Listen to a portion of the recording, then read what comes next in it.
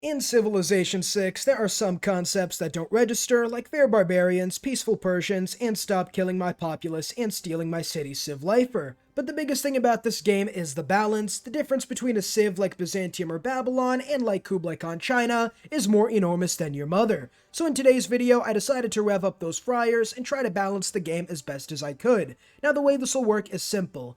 Judging by the tier list that may or may not be obsolete that I made 3 months ago, I want every civ to reach the B tier. So if you're C or A, you're getting minor changes. If you're S or F, you're getting more changes than Warsaw Pact countries after the Soviets left the lobby. And I also have a contest announced at the end of the video. I included it in the timestamp so you can go check it out right now or watch the video first. But if you do enjoy, leave a like and subscribe to not miss out on future content, and let's get started. Starting with the lowest of the low, the bottom feeder so dog shit I needed to go to my local dog park just for my research, we have 4 civs. Technically 1, but I'm grouping D and F tier for this video, and we'll start off with the worst civ in my opinion, Eleanor of England. The problem with Eleanor is that she is a cultural leader, which works well enough for someone like French Eleanor, but with English, you literally have nothing to help you store great works, get a culture victory, etc., etc. She's about as misplaced as a Jew in the SS, but the ideas I have for her should help out a lot. Number 1, give her double great work slots for museums like Old England had. 2, every city settled on a new continent gives 1 relic. And 3, make her start near geothermal fissures. With free early great work generation and geothermal fissures being in between continents, she'll have more room to flex those cultural biceps, letting her go all in on robbing enemy cities in the early game, and England was a multi-continental empire, so you do get a nice little bonus to feed into that. The second civ we have is Kublai Khan China, who's about as effective at anything as an amnesiac remembering what they had for dinner last night. Not very good.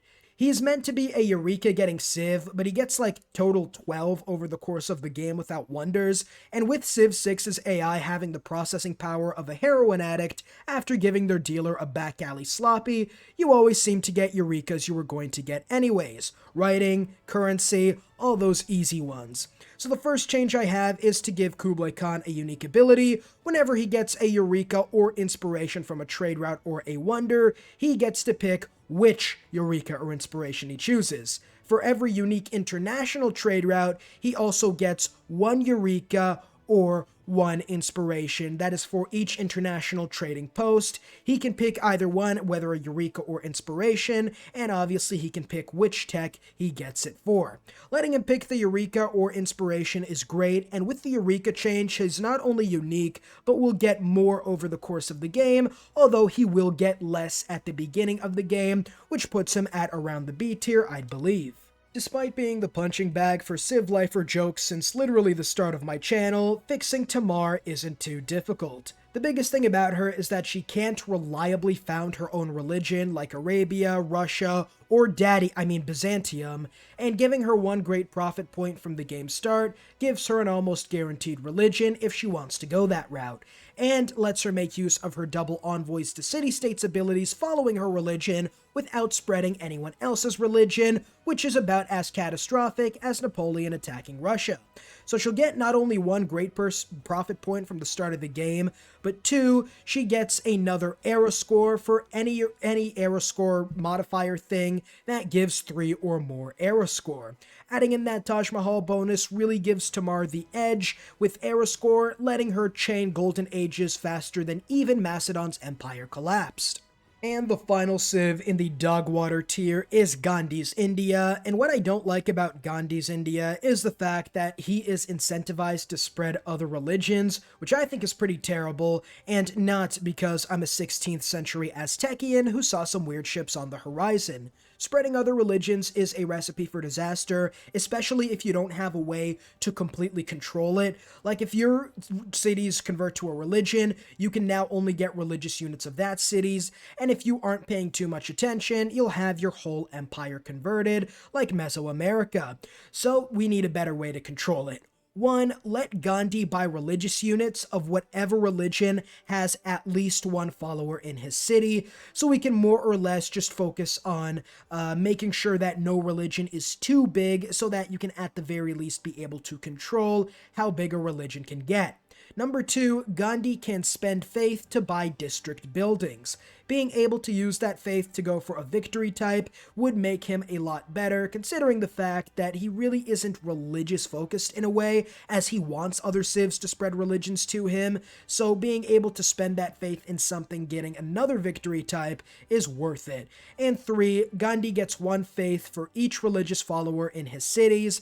All in all, it is incentivizing him to play tall and a little bit wide, kind of like real life India, as the more religious followers he has, the more faith per turn he'll be getting, but at the end of the day, it isn't going to be anything game-breaking unless you're good enough to actually make use of that ability. Giving Gandhi an ability to actually go for a victory type instead of playing Faith Generation Simulator lets him spend faith to buy whatever buildings he needs. The C tier is next, with these civs being a lot better than the previous ones. I won't spend too much time on each civ, as like OJ's lawyers, I'll have these guys broken out of C tier faster than you can press that subscribe button. Do it. Jadwiga. With Queen Jadwiga, King Jadwiga, sorry. Making her kit better than the width of her hips might be impossible, but I can squeeze just enough out of her without changing her too drastically to get her to the B tier. 1. Encampments give 1 great profit point per turn, and 1 free relic per enemy civ or city-state culture bombed by her ability. That's it. With these changes, she not only has a much easier avenue towards getting a religion, but she's also now really more incentivized to build encampments, which really isn't that good for her in a regular game because the culture bomb is nice, but unless you have tiles that you want from the enemy civ, you'd much rather build something like a campus, commercial hub, industrial zone that's more effective towards the middle and later ends of the game, and earlier on you are limited to what districts you can build. Not only that, but you also get a reliable way to get relics, which is one of the biggest problems of her in general. All this, and she is a much better civ in my opinion. Poundmaker is next, and like his name suggests, the Kree are pounded harder than girls on prom night in most games due to really lackluster abilities that don't give him an advantage in a specific victory type. Although they are pretty decent on their own, I think, so I don't really want to change them around too much, I just want to add some stuff in, focusing on diplomatic victories. Another diplomatic focused civ is a good idea, and really thematically viable as the Kree historically were focused on just building diplomatic relations, and finding another diplomatic focused civ in the game is harder than finding a Greek who loved the Ottomans. 1. Every trade route gets 1 diplomatic favor per turn, makes use of his trading abilities, and getting Diplo favor helps towards Diplo. Number 2, making an alliance gives you a one-time boost of 50 diplomatic favor each time you make or renew an alliance, allowing him to make more alliances, getting more Diplo favor, and becoming one of the best diplomatic civs in the entire game. That keeps his central theme without changing the civ too much. Kupe is next, the literal personification of a hyperactive child in Civilization 6. He just needs one thing, and that's to be able to obtain great writers. That's it, I'm done.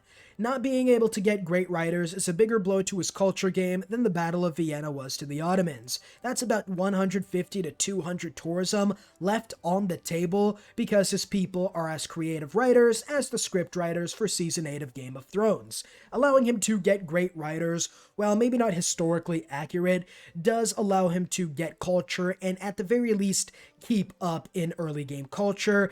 And if you do want to keep his thematics of, the Kupe's civilization, the Maui historically weren't really writers, you could maybe add in a unique great work instead of great writer points that only Kupe can get, and each one of those gives him an extra sort of incentive bonus, kind of like Gran Colombia's Comandante Generals. Mansa Musa is next, and this is a weird one because, like I said in the tier list video, he's pretty much Giga Chad if he's near any mid-sized desert biome, but when he isn't, he's as useful as a clogged toilet.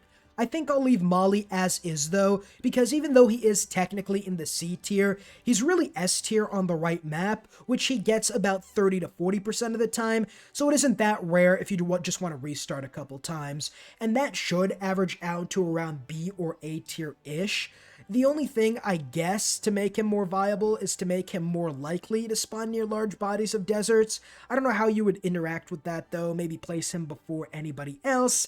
In any case, I really wouldn't change too much about him because his abilities are, for the most part, pretty fair and pretty good. Cleopatra is next, and the two main issues for Cleo are her chariot archers are more expensive than bread in the Weimar Republic, and giving food to civs trading with her is an easy way to cosplay real-life Egypt and get conquered by literally everybody. The first change I'd make is let her keep the +2 food for trading with other civs, but instead of 4 gold, she gets 4 gold and 2 production per trader, which is worthwhile as she needs production due to her floodplain starts and the expensiveness of her unique unit. Aside from that, I would make the chariot archer 100 to 120 production instead of 140, so he's still as expensive as around 2-ish archers, but the lack of production in a floodplain starts really makes her limited in her early game conquest because unlike Nubia, who actually gets, at the end of the day, cheaper archers than normal, Cleopatra is going to spend a lot more time building an army, therefore, especially on the higher difficulties, allowing enemy civs to catch up and build walls or get crossbowmen or stuff like that. Letting her actually build an army before the unit is obsolete gives her early dominating power like Nubia, and a little extra production to help with that, and over the course of the entire game, which comes in handy in a floodplain start. Gorgo, aka the Resident Dominatrix, has a pretty kinky kit, honestly, and it is strong in the right situation, especially in the late game, but her biggest problem is the fact that her early unique unit, the Hoplite, can't really make use of great generals. A unique great general after researching bronze working, Leonidas, who gives all units +5 combat strength and even has a unique sacrificial ability. All nearby enemy units lose 80 health. This is huge and historically accurate, as finally hoplites can make use of great generals, and with Leonidas you can easily go on the warpath, and you can be as feared in the game as Sparta was in real life.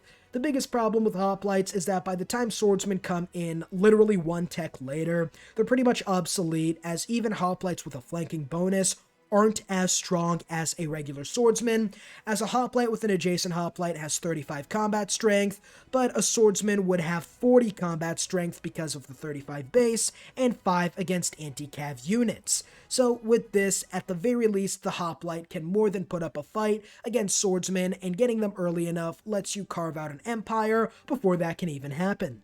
Giga Chandragupta would be A tier, honestly, as a territorial expansion civic is strong enough to make me soil myself when I have wet dreams about it. But the Varu is too expensive and can't take it down walls, and you can't upgrade into it, meaning by the time you get enough of them out to build an army, the AI has already built walls. Let's make it, something that is believable and would allow him to be more effective.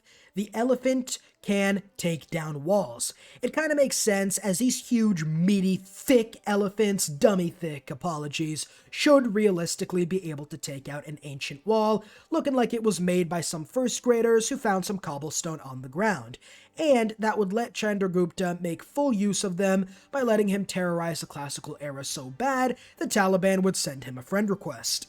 Next up is Montezuma, and I must have been cosplaying Patrick Star when I made the last tier list, because Montezuma is definitely A or B tier. I'm not too sure what I was thinking.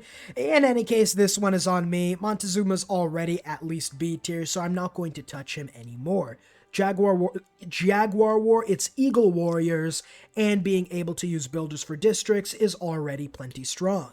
And finally, Dildo or Dido is next, as she seems to be focused on maritime trading, but doesn't really get enough traders to fully make use of her abilities. So let's just give her kind of the one trader Byzantium treatment, where she gets a trader each time she constructs the first Kothon and the first Kothon building in each game, so that would give her another 4 extra traders, as she'd really get 1 each time she builds a unique harbor building, which is 4 over the course of the game. Add that in with the traders she gets for the government plaza and their buildings, and now you have 8 total extra traders, which might not be as strong as Portugal can get up to, but it is strong enough to pull her weight, especially considering she gets an early 4 by the end of the classical era.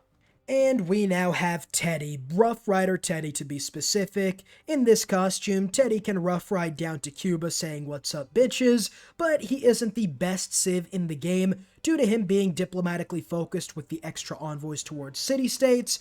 It doesn't really synergize well considering his unique units don't help him out too much, and they're not really good, and a pretty redundant unique building, as unlike Teddy in his suit, he doesn't get many advantages towards a culture victory. The only thing I'd change really to make him better, because he's already borderline B tier, is the Rough Rider for Rough Rider Teddy gives Diplo favor per kills instead of culture, which can help him achieve his seemingly desired diplomatic victory a lot easier. Actually going to be the end of part 1, as me making 30-minute videos is something I avoid like the plague. So, time for the part of the video where I release the challenge, as I still haven't done the S or A tier civs. I want to know how you would balance the remaining civs in the A and S tier, as you can see up on the screen, down below in the comments, and the best ones, the most unique ones, the spiciest one per each civ gets included in my part 2 video, with even a shout out to either your YouTube username or something else you want, like an Instagram, business account, Twitter, or anything, except for maybe an account on the hub, or anything that would get me leafied in Comrade Susan's next 4-year plan. Just make your case for any civ I have on the screen right now, or even all of them. Hell, I'll take the comments to please the almighty algorithm, and let me know if you have a specific page you want me to shout out, with either a link or just the @. Like and subscribe to not miss out on future content and the video that should be out either tomorrow or after tomorrow, and I'll see you all in the next video. Peace.